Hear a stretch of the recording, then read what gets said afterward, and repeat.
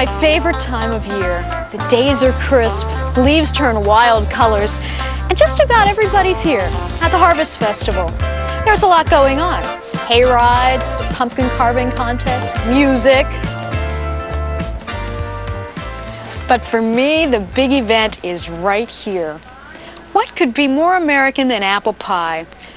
Except an apple pie contest. I was on the verge of entering my own recipe this year. And then I thought the better of it. I didn't want to sacrifice my objectivity in this business. We judges do have a solemn civic duty.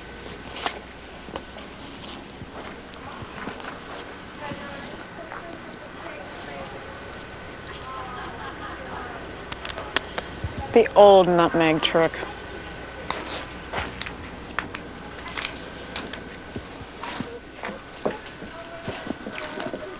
A little too much lemon.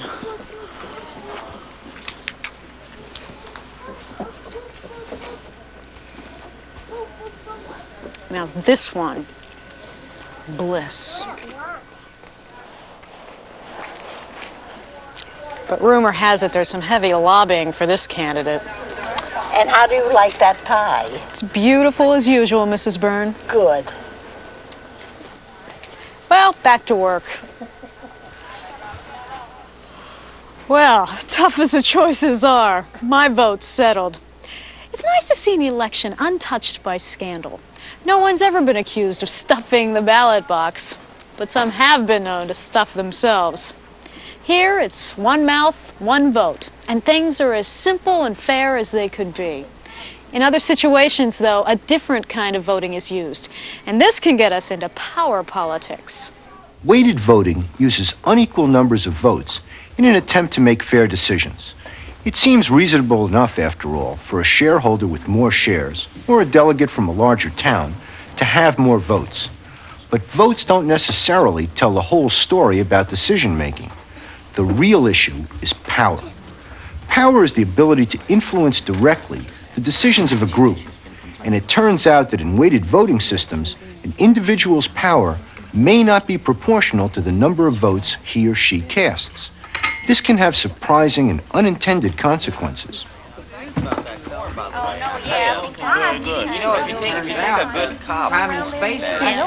right, let's bring this meeting to order. I'd like to bring this county council meeting to order. The members of this county council are elected from towns of different sizes. The council uses a weighted voting system. Representatives from more populous areas cast more votes than those from smaller communities. Spencer Whitehall, Junction, 9 council votes. Brighton Alston, River Bend, 9 council votes. Florine Beaumont, North Center, 7 council votes. Seamus McCready, South Point, 3 council votes. Hooter Hampton, Smallville, 1 council vote. Betty Jo Boozman, Littleton, 1 council vote. I move that we vote on the treasurer's report. The weighted votes are clearly based on hometown populations, and the county appears to have done quite a fair job. Each council vote stands for almost exactly 333 residents of the county.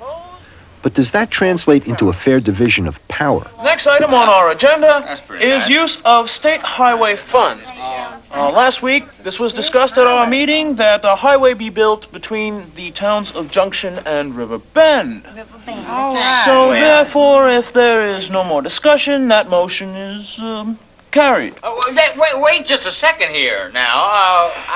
I feel like we should observe some sort of formal tally here. I agree with Hooter. What he's saying is right. We there. never We ain't made him no vote on discuss this, but it could be a problem here, and Right. I want to get the votes on the table, if you ask me. I think he's right. The proposal is to build a highway between Junction and River Bend, the largest 2 communities. Only the representatives from these 2 towns support the idea. All of those people opposed to having the state highway funds used for building a road between Junction and River Bend say so by displaying your votes directly in front of you. Yeah. There's my vote. Here's mine. Well, is 7 and 3 from South Point is 10, 1 from Littleton, 1 from Smallville. That makes 12 votes against. Now, all those in favor of approving funds for the use of the road. For most decisions, the council requires a simple majority of 16 votes, but the representatives from the largest towns have a total of 18 votes. These two members can pass any measure they wish. Anytime they get together, they make up what's called a winning coalition. A motion, therefore, motion is approved. We now move to the first item of new business. If you all turn to page 5 of your council report, you will see the governor's request for us to put a toxic waste dump somewhere in our county.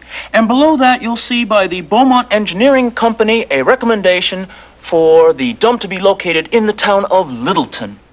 Littleton! Dag nabbit, Spencer, why does it have to be in my little tiny town? And as for you, Florine, how much chicken and dumplings did you have to stuff into Beauregard to get him to write that in his report? Beg your pardon, Betty Jo, I resent that. Perhaps if you put a little more chicken and dumplings into your Clarence, he'd be alive today. Oh, you leave my poor dead husband out of this. God rest his soul. Perhaps you'll leave him out of it if you leave my poor Beauregard out of here, accusing him of writing a false report. How dare you? You're getting paid off for this. Now, come on here, Brighton. You got to side with me on this thing. I mean, you see the righteousness of this report, don't you? Absolutely. I can see that this report has been done fairly and completely, and I see no reason that we have to cast aspirations of favoritism. Can I rely on you boys to side with me and break the back of this horrible matter? Yeah. Well, I owe you one, Betty Jo, after the last vote, so you can count on me. Glad to hear that, Seamus. Besides that, if they put this thing in Littleton, everybody's going to be walking around looking like this from the radiation. You're That's right, Hooter. right, boys. Well, you know what? I think we're going to have to side with one of the big guys over there. And I think it's going to be Spencer. What do you think? I think it's right. I think we should go right now. Let's stop wasting time. In fact, the representatives from the three small towns have no power at all.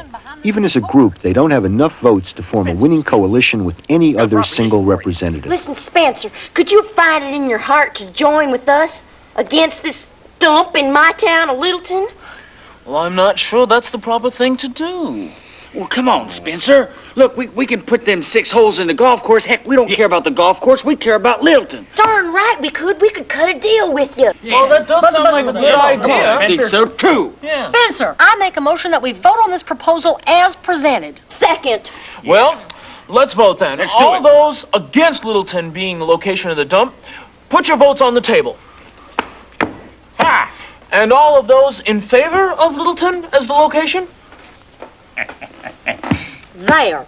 Oh, no. If the county wants to dump all its toxic waste in Littleton, South Point, or Smallville, there's nothing the three representatives can do about it. In practice, then, the county's weighted voting system effectively disenfranchises these three members and the voters who elected them. When the council constitution was drawn up, the county thought it was setting up an eminently fair way to conduct business. It's only by looking at the way power works that we can spot an inequity in an apparently equitable system. Now, focusing in on power will be easier if we have a shorthand way to describe a weighted voting system. Mathematicians have developed a simple notation that summarizes the important facts. First, we state the quota, or Q, which is the number of votes required to pass a bill. Then we list in descending order the weight for each voter. The quota is most often the smallest integer that's more than half the total number of votes. That's what we mean by a simple majority. In the county council, for example, the number of votes required to pass a bill was 16, and the members' weights would be shown this way. Consider a familiar example of weighted voting: the corporation. Stockholders vote according to how many shares they own. Now, in a small company with just 2 owners, say one person holds 60% of the stock, the other 40%.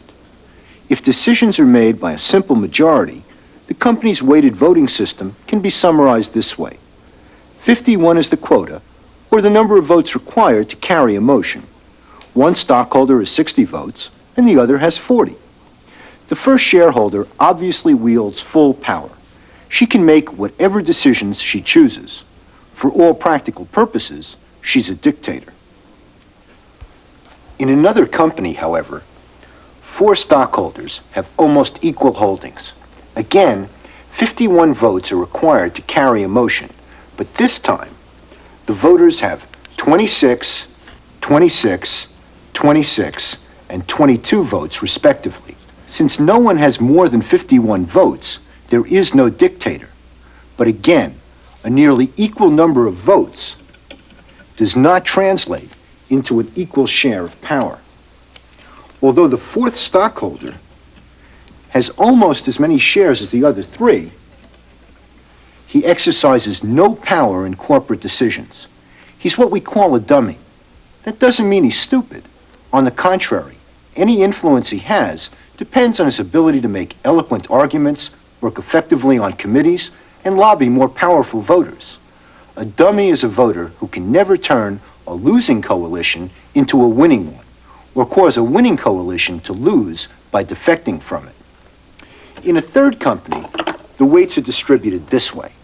With a quota of 51, the first stockholder has 49 votes, the second has 48, and the third has 3.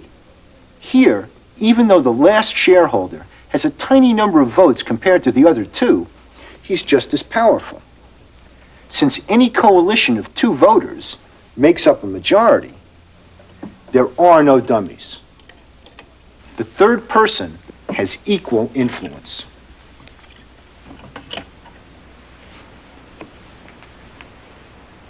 These little model companies illustrate that power is not necessarily proportional, even approximately, to 1 share of the vote. I forgot to tell you the best part of the contest. The glory goes to the winner, but the leftovers go to us. And this year, the distinguished panel of judges represents a real cross-section of the community. Men and women, young and old, normal and gluttonous. It's a good thing the voting isn't weighted by appetite. We'd have a little dictator on our hands.